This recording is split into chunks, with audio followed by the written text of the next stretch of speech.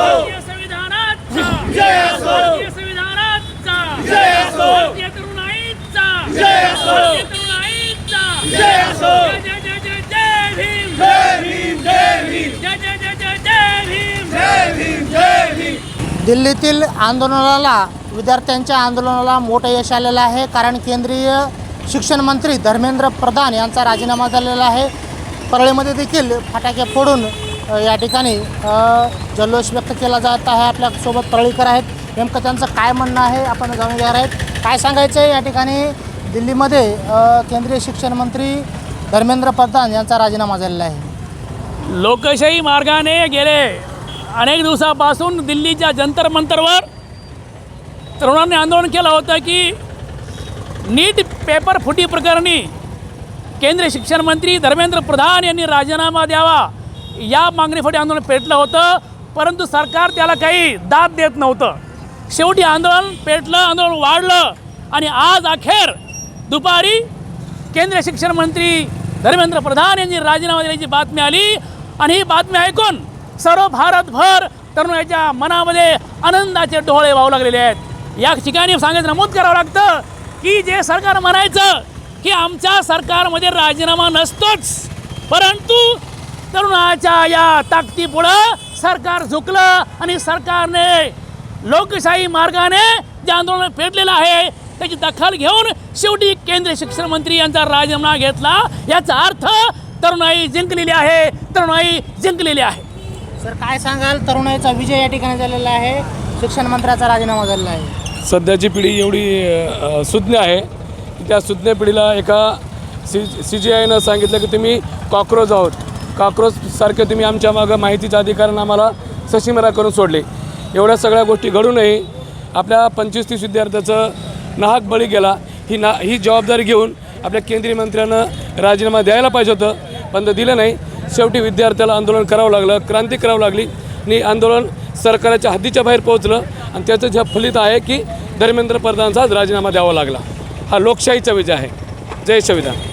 आज खरोखर लोकशाहीचा विजय झालेला आहे। आज खरोखरच लोकशाहीचा विजय झालेला आहे आणि मी अभिनंदन करतो अभिजित दिपके सरांचं, त्याचबरोबर सोनू वांगचुक सरांचं आणि विपक्ष नेता जे राहुल गांधी आहेत त्यांचंही मी खूप मनापासून अभिनंदन करतो की हा मुद्दा त्यांनी चांगल्या प्रकारे मांडला आणि एवढ्या बल्लाढ्या आणि हुकुमशाही करणाऱ्या भाजप पक्षाला आणि केंद्रीय मंत्र्याला राजीनामा द्यायला भाग पाडलं।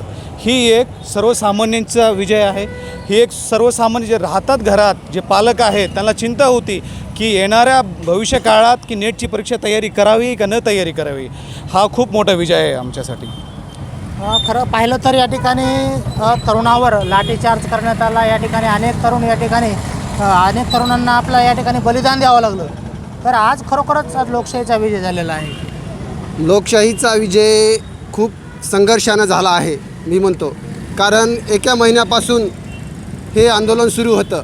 हे तानाशाही हिटलरशाही सरकार आहे, यांनी नैतिकतेची जबाबदारी स्वीकारून अगोदरच राजीनामा द्यायचा होता, मग त्यांनी दिला नाही, कारण पूर्ण देशभर याची वार्ता पसरली आणि या आंदोलनाला गावागावातून खेड्याखेड्याकडून तालुक्यातून पाठिंबा मिळाला आणि आज याच ठिकाणी आमच्या परळी जंतर मंतर आंदोलन समर्थन या टीमचं या ठिकाणी तोपाची सलामी देऊन आनंद साजरा केला। धर्मेंद्र प्रधान यांनी राजीनामा त्यांनी अगोदर द्यायला पाहिजे होता, मग भारत देशातील त्यांच्या विरोधात जाणारा प्रवाह पाहून यांनी हा राजीनामा दिला। आणि मी एकच सांगू इच्छितो अंधभक्तांना, तुम्ही खऱ्याला खरं म्हणा, कारण तुम्ही ह्याच्या प्रचार अपप्रचार चुकीचा केलता आणि आज लोकशाही जिंकली, ते बी संघर्षातून जिंकली, हे मी तुम्हाला सांगू इच्छितो। जय हिंद। आज या ठिकाणी फटाके फोडून परळीमध्ये जल्लोष साजरा केला जात आहे। धर्मेंद्र प्रधान यांचा राजीनामा झालेला आहे।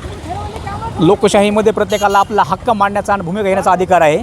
डॉक्टर बाबासाहेब आंबेडकर यांनी भारतीय संविधान देऊन या देशामध्ये आणि संपूर्ण भारताला स्वातंत्र्याचं नारं दिला, या ठिकाणी स्वातंत्र्य दिलं, पण काही लोक या ठिकाणी जात आणि धर्माच्या नावावर राजकारण करत आहेत। आज जंतर मंतरवरील आंदोलन हे जातीय राजकारणाला या ठिकाणी छेद देणारं आहे, म्हणून शिक्षणाची व्यवस्था देशामध्ये प्रबळ राहावी, सर्वसामान्यांना त्यांचे हक्क मिळावेत, यासाठी ज्या महामानवांनी या भूमीमध्ये रक्त सांडलं, आज त्यांचा विचाराचा वारसा काही दडपशाही धोरण या ठिकाणी राबवून हे शिक्षणाचा प्रवाह या ठिकाणी थांबवण्याचा प्रयत्न होतो आहे।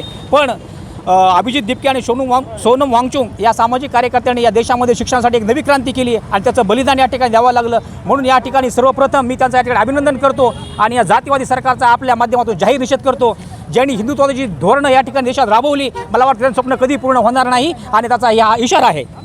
काय सांगायचं आहे, आज या ठिकाणी केंद्रीय शिक्षण मंत्री धर्मेंद्र प्रधान यांनी राजीनामा दिला आहे आणि विद्यार्थ्यांच्या हिताचं या ठिकाणी सरकार योजना राबेल का विद्यार्थ्यांसाठी? खऱ्या अर्थानं एक अतिशय आनंद झालेला आहे. त्याचं कारण असं आहे की या देशातील संपूर्ण तरुण, या देशातील युवक, या देशाचं भविष्य आणि खऱ्या अर्थानं शिक्षण हे कोणत्याही राष्ट्राचा कणा असतो आणि शिक्षण व्यवस्था उद्ध्वस्त करण्याचं काम गेल्या 10-12 वर्षामध्ये या केंद्र सरकारनं केलं होतं. गेल्या काही वर्षातील जर नीट असेल, UPSC असेल, MPSC असेल, TET असेल किंवा अन्य प्रकारचे पेपर असतील, हे पेपर फुटण्यामागे काही जणांचा हात होता आणि जाणीवपूर्वक दांडग्या लोकांना याचा फायदा व्हावा आणि गरिबांना शिक्षणापासून वंचित ठेवण्याचं काम होत होतं. याच्या विरोधामध्ये कॉक्रोच जनता पार्टीचे अभिजित दिपके असतील, जगप्रसिद्ध शास्त्रज्ञ सोनम वांगचुक आणि त्यांच्याबरोबर हजारो लाखो विद्यार्थी या ठिकाणी आपल्या जंतर मंतरला बसले होते.